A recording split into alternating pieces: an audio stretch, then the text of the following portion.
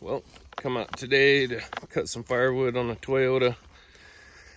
Need to order a starter for the Hulk. Check out all this firewood. Loggers left. There's some more up the road too. But they moved out of here and left all this. There's a big old stack on the back side of that. I wished I could get it out of there. There's some on the back side of that too. It's crazy. But anyway, I'm gonna get a bunch of this marked up and just start going to town on it. Get it cleaned up. I know it's been a minute since we did any videos, but it's just been super hot, super dry. Thankful for all this rain. If you're wondering what this is my buddy Dylan's saw. It's a little Craftsman. I cleaned it up and stuff. I had to order a carburetor tuning kit. It has like a star head on the carb adjustment, so I'm gonna see if I can't get it idling good or running good, and then he'll have it for camping and hunting and stuff. I totally spaced it. I ordered the carb tuning kit and threw it in the shed and forgot about it. So anyway, I'm gonna get that going today. I'll probably throw it behind the seat once I get it going, just to have more room in the bed of the truck. But yeah, that's the plan. So like I said, I'm gonna get a bunch of that buzzed up. I'll cut that. There's a log right over there I'll cut out of the way. I'll just cut it all up right there and then throw it in the back of the truck. So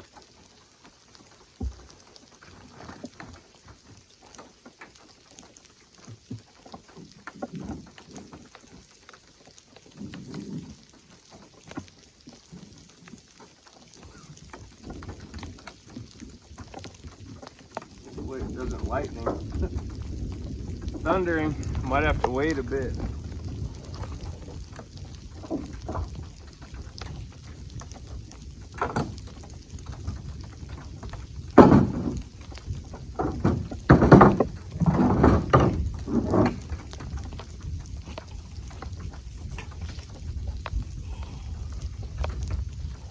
Set all my gear out over here.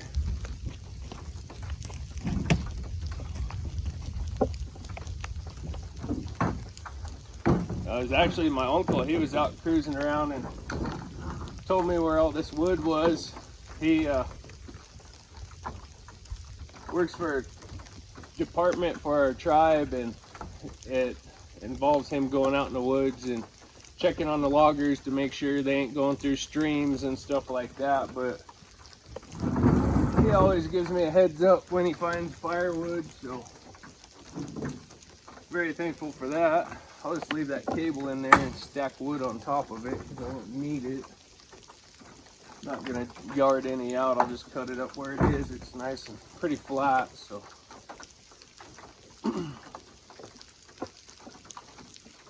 Getting ready for archery elk season. I got a picture of a giant bull on camera. It's actually a bull I missed 3 years ago, and I haven't been able to find him. And he, I don't know if he's rutting in a different area or what, but he's summering about 8 to 10 miles from where he rutted 3 years ago. So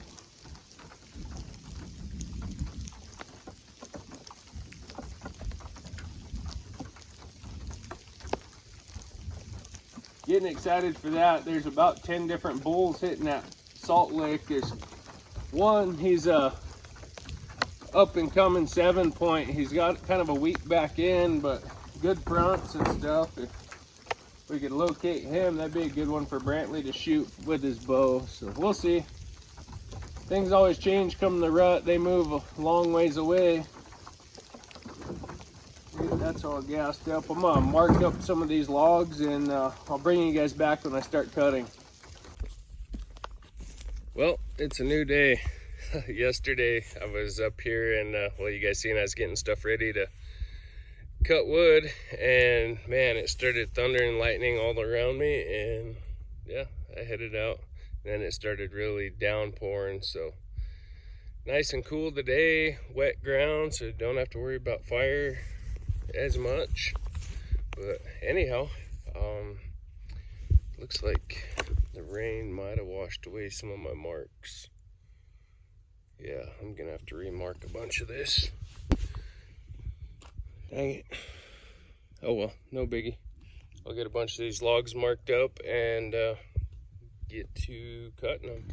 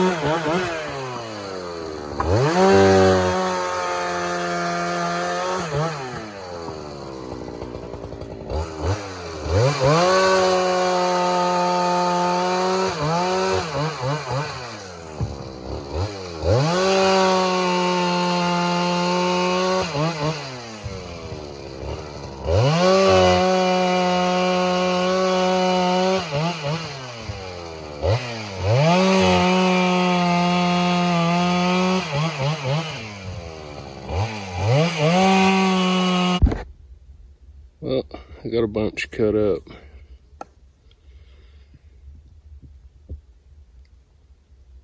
I'm gonna start throwing a bunch out here in a pile. Stuff I can't back over to. This stuff down here I'll probably back up to. But anyway, got over a load cut. Maybe 2 loads, I don't know. Just in a Toyota. Anyway, I'm gonna start chucking wood.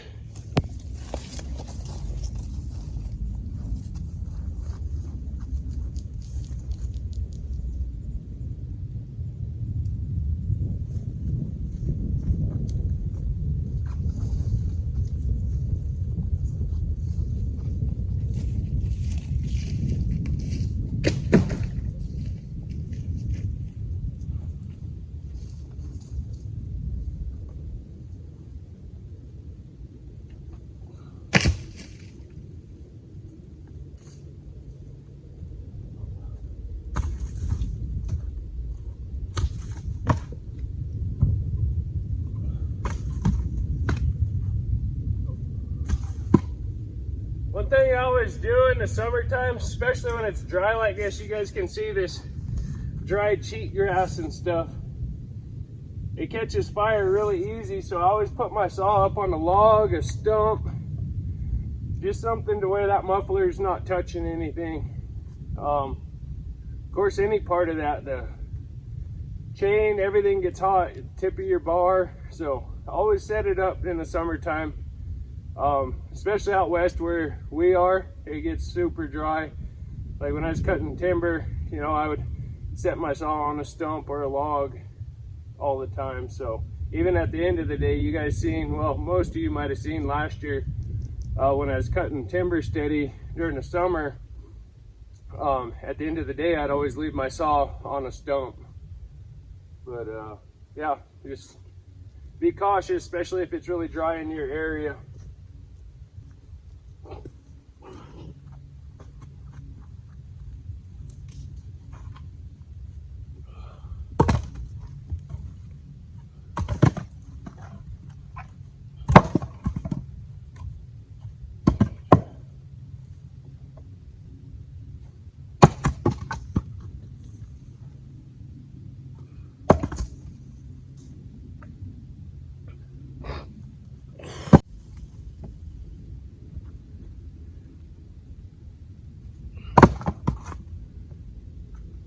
Gotta watch digging these blocks out from behind these logs here.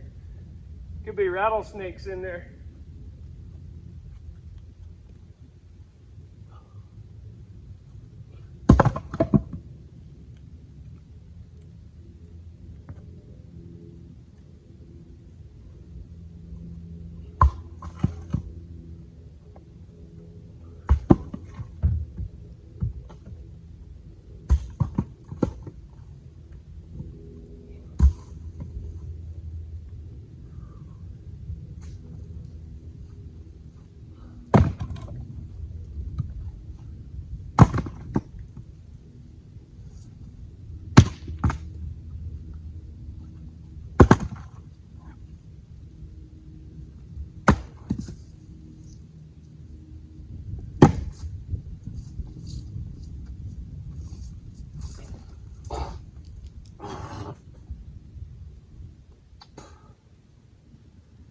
Uh-oh, I might get in trouble by YouTube. Had a person comment, they don't like the spitting on my channel. And, you know, because of sawdust and stuff, makes me sneeze a lot, hawk up loogies and stuff like that. Just so we're clear, I don't care if you spit or swallow. This is my channel, I'll do what the hell I want. So if you don't like it, start a channel and promote what you like.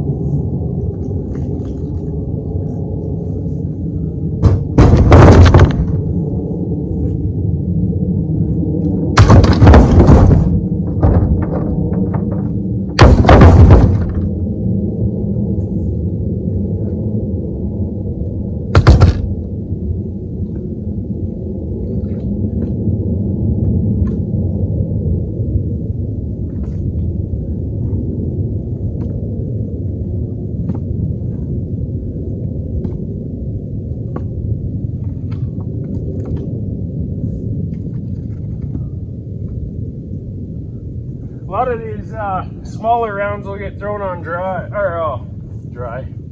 A lot of these smaller rounds will get thrown on whole.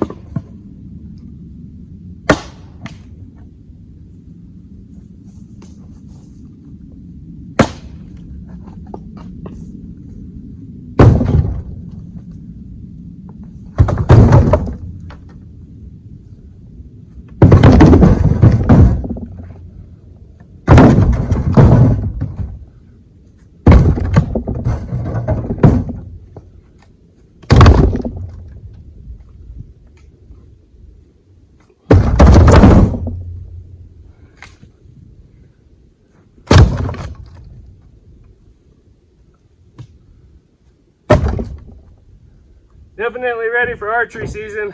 I just picked up a new fletching jig to fletch all of our own arrows. I got tired of buying or taking them to the shop or whatever to be fixed, or buying a quick fletch. Those things never last anyway, so went and bought a fletching jig to fletch, because we got 5 shooters in our house, and just to do all that on my own saves a lot of time and money. But yeah, I'm getting pumped. I got that one big bull on camera. Hopefully I can turn him up. I think I know where he's gonna rut this year, so we'll see. I know he didn't rut in the same spot when I missed him 3 years ago. I think last year might have been his best year for antler growth. I mean, he's still a good bull. He's got about a 360 frame, and with his extras, I think he'll go, oh shoot, I don't know, mid 380s, 390 maybe. I thought he was closer to 400, but the more I look at them pictures and stuff and study them, it's just, I think he's got about a 360 frame. Those of you who don't know what I'm talking about, that's inches on antlers, you know, for deer or elk. So you measure out each tine, you know, mass measurements, length of beams, width, and stuff like that, and add them all up, and that's when you get your scores. But those of you that do know, yeah, I think, I want to say he's got a 360 frame. I don't know, he could surprise me. When I missed him 3 years ago, I was putting him at 380 then, as he was just a big clean 6, and where he's got his kickers, he's got he had little nubs, and he was just a 7x8 then.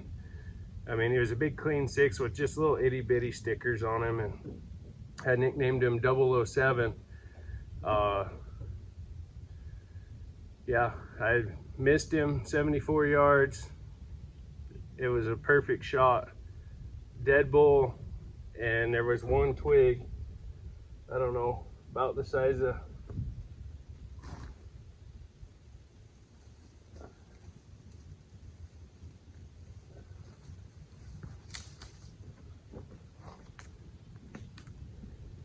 it was about like that, but about 2 feet tall. And at 74 yards, you can't really see something like that. I mean, it was a dead twig, wide open hillside, kind of like this behind me. Perfect downhill shot, arrow was flying perfect. And I'm like, man, here's the biggest bull of my life with a bow, and freaking, my arrow tumbled right at its feet. It was heartbreaking. Kelsey and I went in the next day. I was with a buddy in Brantley. We called that 7x8 in that day, and went in the next day, found him.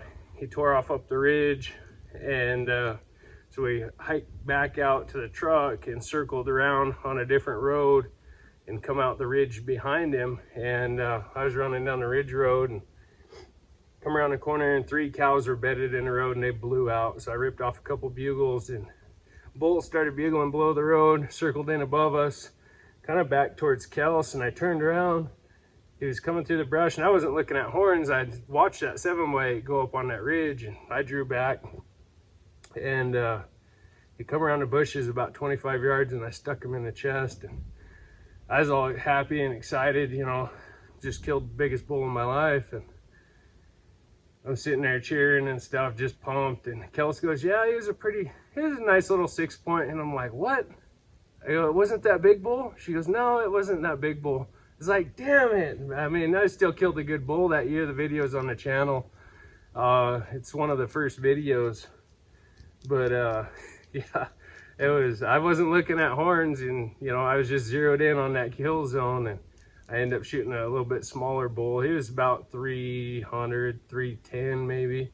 It was a good 6, nice and wide, but you know, that whole time I'm sitting there thinking, man, I put a kill shot on a big bull. Those of you who say frontal shots are not lethal, you have no clue. You either executed a shot wrong, or you watch too much television. Every animal that I've shot in the chest like that, I shot a doe at 50 yards, tagged her perfect. She ran 20 yards, died. And I've shot two or three elk. I know I shot two of my biggest bulls I stuck in the chest. The bull in 2019, that video's on the channel. Brantley was sitting right at my feet, and that bull was about 25 yards too. I stuck him in the chest and caught the juggler, and it was a sea of red going out through that fireweed. Of course, that fireweed was about 3 foot tall, and man, that blood just sprayed. I mean, it was like a 10-foot swath through there. And he ran maybe 100 yards, but yeah, them frontal shots are very, very lethal. So as long as you execute them right, you know, if you're new into bow hunting or you get jitters big time, like I get jitters like when a bull's coming in. And Brantley asked me about this the other night. We were shooting bows, and he goes, Dad, do you ever get like super excited you can't pull your bow or anything? I said, no. I said, I used to when I was in high school. Man, I'd get super excited, my legs would start shaking, and just I've been doing it so long now, I'm able to hold my composure a lot better. I mean, even on a big bull, I've had, you know, 380, close to 400-inch bulls come in, and, you know, it's not that they don't get me excited. It's just I know how to hold that composure and not blow a chance. But it's funny, you know, when I draw back on a bull, especially the ones that I've killed, it seems like as soon as I start drawing my bow back, I mean, I can hear, but it's like my whole world stops. And I can't feel anything. I can't think of anything else but that kill shot. And it's a weird feeling, you know. I mean, it's not a bad feeling. Those of you who have killed elk with a bow might know what I'm talking about. But yeah, your whole world just stops. I mean, everything just goes dead silent, like that plane flying over. When I draw my bow back, I can't hear that. I can hear the elk and stuff right in front of me. But stuff like that, it just blanks everything out. You know, I can't hear my partner calling behind me, anything like that. It's a good feeling. Definitely should experience it once in your life.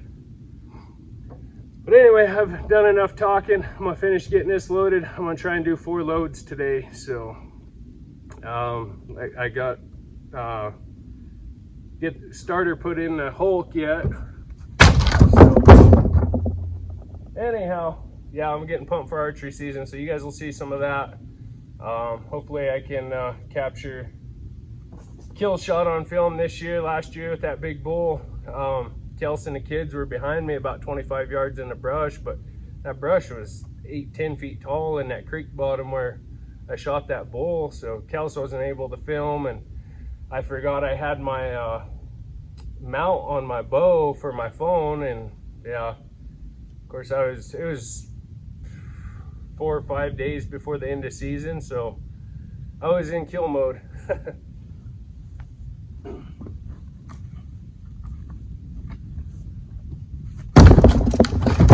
Those of you who don't believe in hunting or killing animals to feed your family, this ain't the channel for you.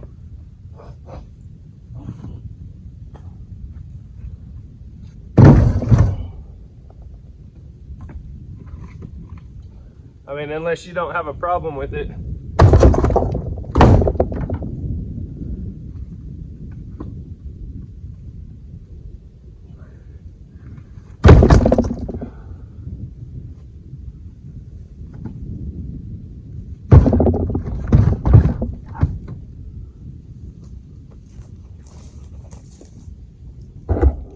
Well, that does it for this video. Got loaded.